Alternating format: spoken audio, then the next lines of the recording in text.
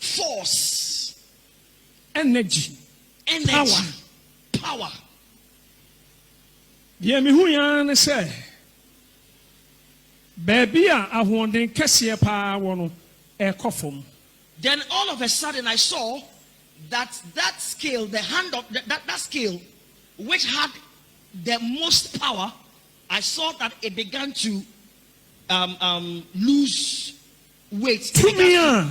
It began to decline, drop. Ediomo ba amamu akonya so no. Me hu se abafom. I saw that the power that brought them, or the force that brought them into power, I saw that it began to drop. I saw that it was dropping speedily. The strength, the force, the power into which they came into power, I saw that it had dropped. That was what I saw. Now, happy. Now, when I saw it, I was not happy. Nhyira fan. Nhyira fan. Oh yeah! Come on! Nhyira 104.5 FM. Nhyira fan. Nhyira fan. Nhyira fan. Nhyira fan. Nhyira fan. Nhyira fan. Remember your first love. Me who say,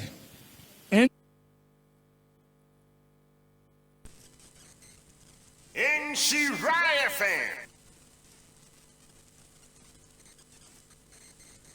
Oh yeah! Come on! Nhyira 104.5 FM.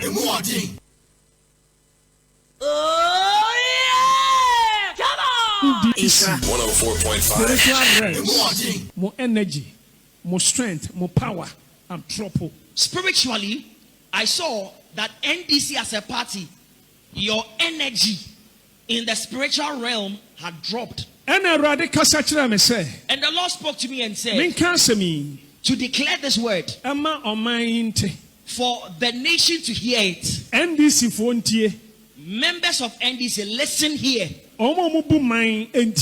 Those in power, listen. The spirit that was backing you has dropped. The force and the power, the energy that pushed you into government, into power, has dropped significantly, and you are dropping.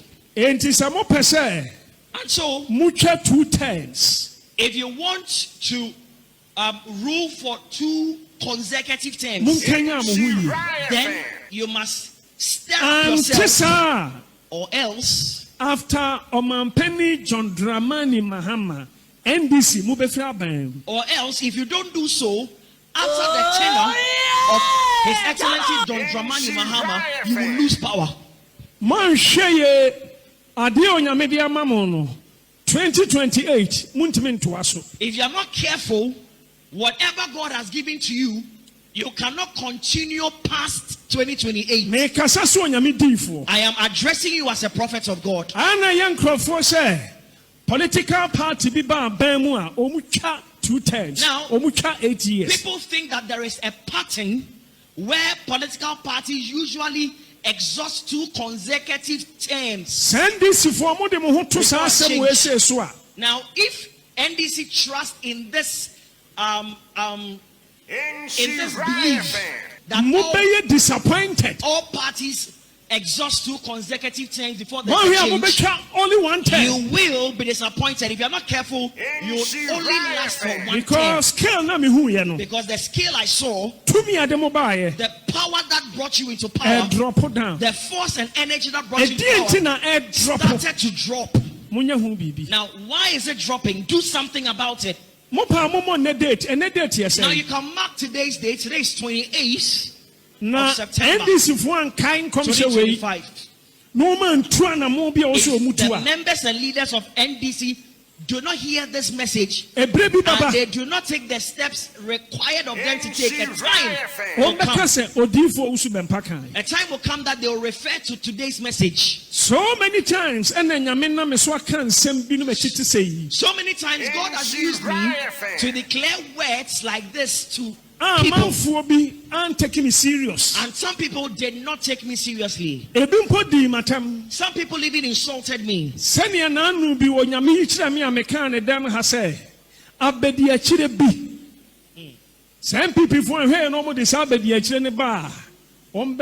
opposition.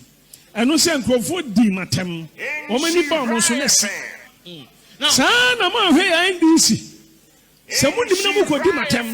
So also bempa ono kwa wakana ho Nhyira FM. Nhyira FM. Mepa mo chao. Asma make am very serious. Mimi here bibia fri obia ho. Now, and I obi am promise me no disappoint me. All right, Nhyira 104.5. Prophet Owusu Bempa.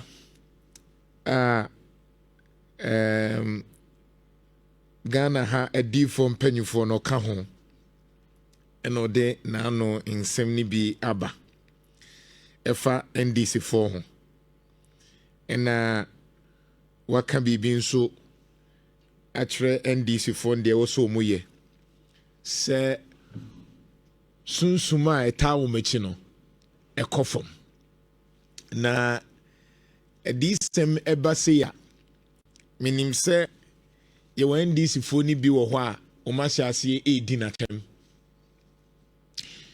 e bi kra de se wo ya alo sofo normal once makati se oman no o ma omutime dwene critical pa no iswa critical thinkers no iswa ye ka so be a critical thinker o ye nipa asem ne beto ho a on jump into conclusion. Nemum Brunini ye can say he would receive or accept, analyze, interpret, and then give you a feedback. Inti sa nipa krono ye kaso be a critical thinker nipa assemble tohwa and yet say e ba ya o se ene nemum otnase asem no na wa baba ensem nimu na wafa no ayibi no de akeka bom no aye ni sei owia ansa na yebetimi aka se sa nipa no ene asem na ye dwene hu bebri no sei enete na sei entesa enti papa ye friend Stuart Hall no Stuart Hall wona ma ye communication no eye kasa ho dwumadie no papa bi ye friend Stuart Hall eme ye hu se ye wo nipa miensa ewo time bia wo be kasa bia no ye wo nipa miensa etie and internet so bi ye bibi ewo social media so na sefo a ne na nipa no ne ho ye misiri because metiase time bia wo be kasa de me kan nipa miensa e na etie baako eye wona ye from dominant decoders dominant ye ka dominant a omo ye nkrofo a asem no mo bo magi atum omo ni question bia busa se makanko ano obagi atum se ne sofo akanko ade obagi atum se ne party akanko ade obagi atum se ne maami ana ne papa na ne ferifobia akanko ade obagi atum o musa question bia se wakanko enti o se o megiwudi enti eyankrofo na omo gi asem tum efriso omo gi ni pakro ni di Stuart Hall any ade atoso no but your bra Facebook na ebehwe na wona womu eye dominant no sankrofo no se Yera Jomahama eye NDC no ye NDC ni ade NDC beka bia ye sankrofo no na Stuart Hall in communication theory or kan ho asem e kire se ye wonkrofo a unya kan esane se or what party and now or what busuamu and now say sa nipa no obegia tum problem bi ani ho and na your nkrofo ye from oppositional opposition ye ka obi a wo decode broni kan decode na che say wa asem na me kesi say mo a mo tie me no asem na me kan mo je mo na mo je asem me ka mimi encode che say me na me ka say na mo ma decode che say mo na mo je asem no na asem no mo wo kwan a mo be fa so age sa asem no enti me minim se samre ya ye ka say mi obi a opema asem enti na wo tie enti wo kokame a wan hwe ya asem besi opema asem ye o se me nye o opema asem ene wo bi a wo tie mi sesie ya ompema asem wo tie mi sesie ba dompema asem opese me ka bibi kra na asem ba me ho obenya kra na nka mawu obi a wo tie mi sesie ya obi a wo tie mi sesie a obenya kra na nka makoka asem kra na te se ya bo me kra na de besi asi saa nipa no nso tie me saa nkofo no de meka bia no omfa ono ye oppositional nti ka oppositional decoder oye wona asem ne beto ho a saa nipa no chese won tie nti there's no way a NDC ni be tie anything MPP emfa there's no way a MPP ni ebe tie the NDC ni ka emfa de Jomahama beye bia enye MPP ni feda de MPP baumia beye bia enye NDC ni feda because enti emfa no opposition Nemom me mana ya me chiro made no de bia me catch you say every time be a critical thinker no ye fret the last decoders no the negotiated decoders ye ka say negotiated a san krofo ni ye nkrofo a omu asem ni ba omu tena se no ma domo suko no ma ba nsem ni mu no ma busa say na de we ko say ade we say ade we aha there be eni kwa say ente there be de ye ebetimi aye say sankrofo no omusua ewo oman bia mu omo dwini yie pa no omusua oma omu hu nneoma say ade we de ebetimi apra yense anye ni say ya omusua oman bia mu Ghana ha omo timi dwini yie pa no omusua mutu aba based on issues no omuswa minjona menka omunuru 10% mutimi analyze kase adie we die me MPP ni but enye me NDC ni na enye no omuswa ena wukọ MPP mu ana NDC mu a mutimi criticize omankasa party no omunduru 3%. But asama make a tieni ye ne who Ghana a problem. Me say Stuart Hall or ye papa na or this ade bae no or see your onkophobia asem na beka bi omaji atum omo ye dominant or ji asem ni tum ye onkophobia asem ni ye kra onyi ntum or ye oppositional or opposi dia obeka bia but ene dia me pesa me kan ne say ye onkophobia omo do omo hemfimfi asem ni ba so ya MPP so ya NDC obadwene te se Ghana ni wono mo dwene te se Ghana fo no omuswa Stuart Hall ena oda ho no nine gentlemen enti wono mo ya critical thinkers na negotiator thinkers thinker ne ye de asem ne ba odwendwen hu mienu miensa enan enum ansa na wakeka nneoma no abom alternative odwene se ade we ye ni se ebe ni sei enti se o ka galamsey asema de ono ye galamsey ni bi no ohu ni se o mpena asem because ono no ni se wo se me ye galamsey na me survive se aban ye bibi na enkoya oye NDC ni se ukoka asem ni tia aban no se ade we nya ohu ni se de wo ka no enye se wanka bia ma nti wo mpena asem Nemo obi oye negotiated thinker, reader, decoder. Eyo obi a otime dwini ansana, o dwini twa kan ansana. Watimi aka se we de me gidi se we ye, we enye. Me say omusa ewo Ghana ha. Let me provoke you. Me say Ghana omo dwini yie pa no omusa. Omo mutimi dwini pa deeply ansa no mo de nsempa ba no omuswa and untina the dominant position the agye ya adwene pa boso no eye politics and untina anopa se o ka de ebebo na bia oni nsuo nom na pomoden enye baby obeda enye suku obeko enye opama eno nya topic Ghana ni ntie opa no pay mame nkofa show a ekire usika ho nsem ekwan befa so akra sika Ghana ni entie opa me yen discuss enoma ebetimi ama wa bra bomu akoye na etimi aboa wo se de be adachi ebesi uye Ghana ni entie opa mame discuss enoma eboa wo se wasori am dada abra bomu wapomuden sorry didi we kakra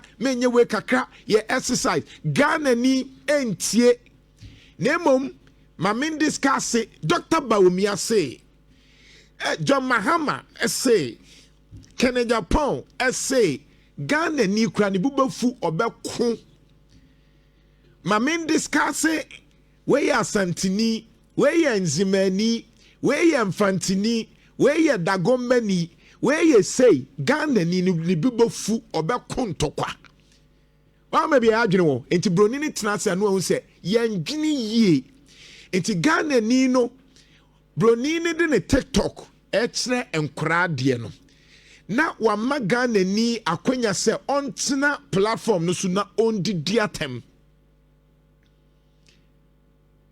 drabesha emrantie miensa bi wa ha emrantie bi last week na meka asasem no yamfa ya adwe ankoso obehwe picture ya mede atoso ya de ye ketekete no eye nkrofo bi a omufri emabuno yenuanem nkoto a emabuno a wo mu ewo takra the young guys ena na omudidi yewra atem opemso young guys so small boys behwe soro ho no omu watakrade ena omu de mfante ena no mu didi yewura atem unim de mo ye o de camera esi nani so ena odidi manhia edidi asante atem eba ye nyina ye kaseti aye and I'm saying, no man cause what take and pennyphone cassa na mabunu no, the omude TikTok on ye no, and yet the omude TikTok on ye mathematics, and yet the omude TikTok na social media no can your ma a bet to me a boa on mine no, dear ya occupy and quadana jino mababa 2 years ye be a ye, dear ya ko our tribe and che ubianka wansem, and na young crow for being so omufri asante omusisi ya didi manhia atam so a omunso so asase no munso enra social media trend mrante ni so ni omusu didi mfantefo atem fantini ba ko mienu nya mfantefo nyina na begina ho edidi yewra atem o mrante no nso fili so omunso ya asantefo nti omunso edidi mfantefo nyina atem unim de ntia me kasa me ka we efri se enkwada we eba ye no ommetu se ye the social media no eye NDC ni MPP didi ye ho atem eye tribalism ewo platform no so enti nkra no ehwe ye social media no omu se empanyufo instance ye beka Ghana asem na wo culture watimi amasa culture no se asantini filise ne culture ye na o projectia anka wonsu ko projectio de na asumdie mra no da bi yanka ho asem sa onim de yanka ho asem se yetimi ya ama efri amanyosam so ye the NDC ni MPP let me tell you and the ama amanyosem aye tribalism ne say NDC for the tribalism ye adwuma and MPP for the tribalism ye adwuma and adru we na nkra na sua and say adru say omumu obia omudi obia tem obitimi edim amanyo ogina amanyosem achi NDC for timi gina amanyosem achi no me di tribe phobia tem MPP for so gina tribe achi no me di tribe phobia tem anka Ghana sa sabi nkura system way na eni ho enti na say critical thinkers no eswa if it's a me metie me sister and then we did birthday me projecting the picture extra Jansen yabusuamu eye frimpon afrane Jantuah ebusuanum ose tutu ye ya asantefo nanso me sister ana chiriba miensa ne me no oware inzimani oma wo bibia nsiye me wafaase eye nzima me sister kunu ne na konta eye opanyin kodwo kire me kire wasem bi opanyin kodwo kire eye bununi eye bununi mebusiafo ni bi every bunu meti yai wono mo ye adwuma mame as administrators emumiensa ye anwonafo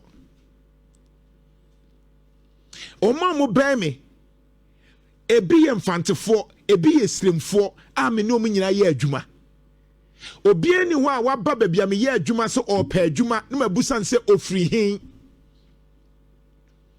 me asantini na so mo beme dodo na no uchemu emu 80% unya obi a beka se asantini Kwame Nkrumah hu saade ni nti no ka se yemfa board nembra se de be hu ye hu se ye Ghana fo enti me wo prempe college no board ya na meda na madamfo ba ko di atobiga ba ko di ni kwei ye nyina ye hu ye se ye prempe college fo we didn't see ourselves as tribe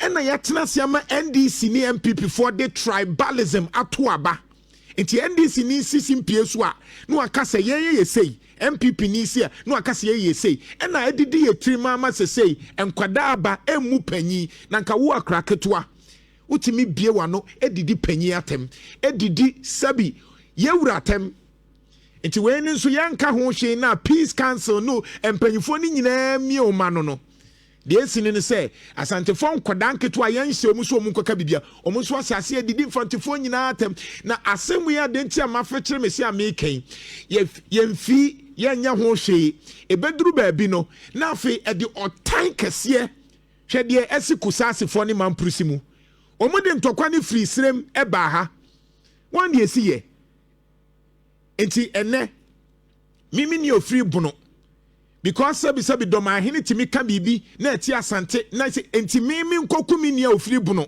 because of the na se sia mi sister nso ni kunu ye nzimani no mi nkoku no mi o mi sister ba ko a ni kunu efri dagomba enti mi nkoku no anenti na wo se ye tena se ne agitum na mpanyifo bia mia na no asif se bibia nsi ye mi wanso mpanyifo yi na anu ayeye ye hima hie ye nana hima yi hwe obi tribe bia ba ho ene yewura esre kama enti adenti na amanyofo ne nkura nketua ne mabunu momyemfa ye time and how we can build intelligence enkofo bi di agric ye adwuma enkofo bi di technology ni innovation no enti yankosua bibia ewo ye kan se senior high school nemom de ekosua ne se ye beto se ye mpanyufo bi ti social media eye we free ha ena anyini ena adru ne se yenka bibia de enkra ne kan me mpese mebo because me bo a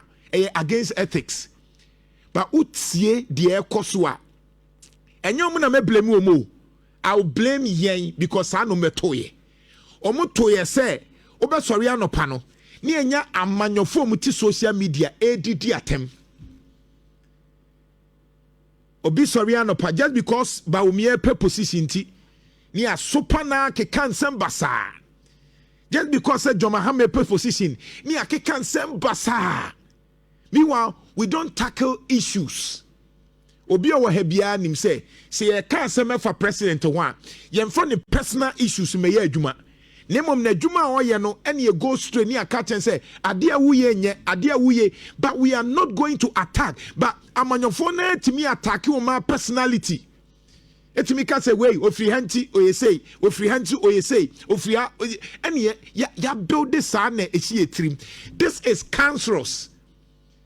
Empenyufo amutie ye na nanam himfo amutie amanyofo amutie ye genti ankra na hyase eye tribalism eye asante fante inzema anwona ne nasefo mo na mo hyase na nkra na sua. Stop it. Stop it because it's dangerous. Stop it because it's dangerous. It's cancerous. Tribalism has no role in Ghana. And I know me catch Article 41. Then I can ask, you need to promote national unity. And to your core boarding school, are we saying, say, we are Fantini and Fantifon network? We are Santini and Santifon network. And then we have allowed the politicians to take advantage. And no matter every and you who say dangerous. And young guys of Ritakra, the young guy you. Yeni who are money with university, or mobile be a true madia, which then be a won't you, mumpo. No tomb for crodinatem. Now I watching at their selection on few. But young guy, senior high school ni who did dear term day, when they want to one a year right, meet me crank. Young can wishena as Antifonso, which are my shibia kama, Omuzuzu, Akikabia, Truma. And so nobody seems a concern.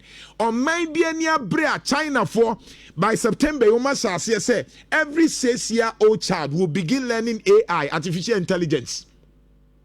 Now, Australia for that they are limiting people on the use of social media. Just why the 16 years. Now, China for they are investing. In fact, by 2026 January, omu 15 5-year development plan. 15 5-year. Except say omu 14 5-year development plan now. Umetimiama China China no. Say 2026 omu the 15th 5-year development plan.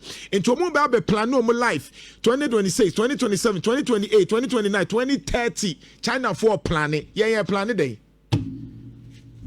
Yeah planning. Why no baby we need 2028? A come in home. Yep, then you plan. What do you say? Then you planning. Parliament House. Then you planning or Parliament House. Apart from order 95, no order 92. Our Parliament House. One can't name the Parliament. Mean a Parliament a debate say a Greek. You bet me I say technology. When you bet me syllables na she ended that hono. Major targets of China 14 5-year development plan. Almost as 2021 near to work as a COVID-19 no not China ni planning or no na ni crone you say Wuhan COVID-19 free no not China for plan from 2021 time and na kufa do betina so no more plan till today. She do metimi aye. Number 1, keep economic indicators within appropriate range. China umetimi aye. 2, above 7% annual growth on research and development. Into one no more universities lecturers and professors and research. Ya said that the sika aban said the chesika say monfa nyune mo man umetimi aye. 3, keep urban unemployment rate within 5.5. For China, that's the lowest. China for timi over 400 million out of abject poverty. Number 4, raise urban residents to 65% of the population. Oko China, a damn be breakura guhua a free. Obetimia dem, a bino uni sikakra obetimia dem. Number 5, increase life expectancy of Chinese citizens by 1 year. Now say what ya me catch in China almost 80th you can say anniversary. What did they do? They decided say only Putin North Korea and Nebusa for omo keka bom said be a nipa betimi anyini up to 150 years in China. Yeah, expectancy level 65 years. There's all bra oko retirement sister account 5 years now babewu, and we are not even concerned at the time I kagalam say. Now say promote green development in China. O touch the forest ubewu. So what say? O ye galam so ubewu yebe kun. In China, you dare not touch. In fact, Meridi Omu last week I've read all their environmental regulation. You dare not. Omu river be a friend of Yanchi River. Sa river no. A source of influence river pra. And I can tell you what they are doing. You dare not. River no. You dare a whole river Tesenka river pra river Feno. China for was Yangtze River rules and regulations. You dare not touch the water. Back where they promote high quality development of Belt and Road. China 4-year road that be connected from Africa to China. The 8th one, also new stage of building a peaceful China. As a China for much baby. Now they are moving into the 15th 5-year development plan. At China for be planning from 2026 to 2030. And then Ghana for a bedroom home. Then a bedroom catch me. Sabreno. Yebenya so for make sense na Yesuba, amude ne wo ho. Yebenya parliamentarians nso mo be ko a ye no ye na ekọ. Yebenya nkrofo ebewie ni akase ekom de na agrek ne ase no. Yebenya the situation ebedro na equal the force say they are making 655. They are able to produce 650,000 tons of cocoa. Ghana we are producing less. Now Ecuador is taking over as the second largest. Yemfa ho ebenya na that time the kidney ni liver ne sanyoma ni nyina akoso ni enya cancer by 5 years time. Na fi ye wuhu tie wu a na man ya pro because we are not critical thinkers. But I want to know how tribalism. Oh yeah! Come on! Nhyira 104.5 FM. Kofi yanya kwena fi ene honorable ayo free ntwetwenkomo. Nana, good morning. Very sad to, ube who says I know me kokoso a society, no, but Nana theories be ambassador mechanism. Lock or one of a year Erickson Munina dear free one of the outstanding psychologists our theory by, and I want to talk about the theory kakra or the betuja na or can about or say tabula rasa theory no. Nana I just say ubia yebe wuni bia no. I say yawa ubre no empty. It is ya wa kwada wa Ghana hano. Iti na be say akwada ya wona brochi ne de owo na ha no esuban no ya na nsunsun ye dem ene say ye wo a brain ni empty bibi anim ti afin na baby a wo no ebe start ama no ma bi ideas bi aba adwene ni mu na sa ideas na eba adwene ni mu no aba abeboa wa ma watumi adane suban bi edi na you rightly said say ye ni akwada boni wo na mum ye wo penny boni.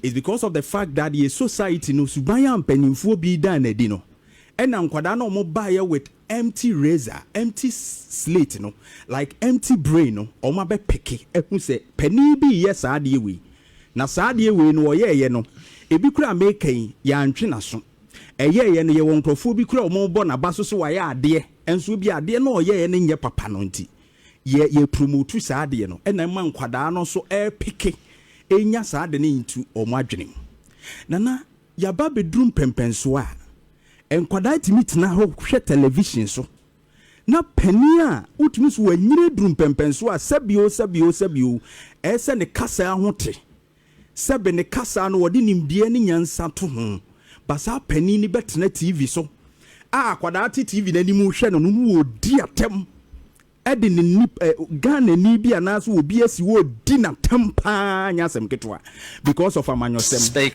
because of tribe, because of religion, because many wo nya adwene wo bibi hunti. You talked about nipa and said you must down so far say bi no ho mo dwene no ma hu no ma siginaye obi so odi ade ko bia na odi akire because e bia ye ne dia na ho no wo nti obi no wonya adwene nti no obetumi di na TV so dinatem and the kids and kwada na eba no empty slate no kuda no wo hwa na wasua. That is what Locke is talking about.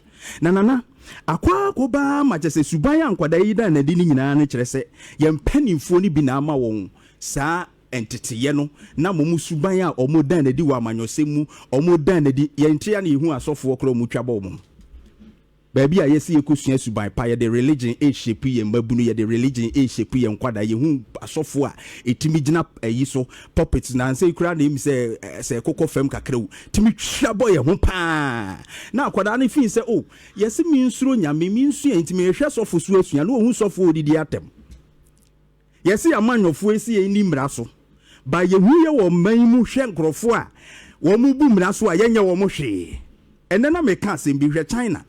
Former Minister for Agriculture and Rural Affairs. Yes, a town ranger and was a ding. are sentencing you to death. Edintia, $37.6 million you nana. Se Ghana ye corruption na mede can make us a pet $37.6 million a pet. Enti pay from 2007 to 2024 yes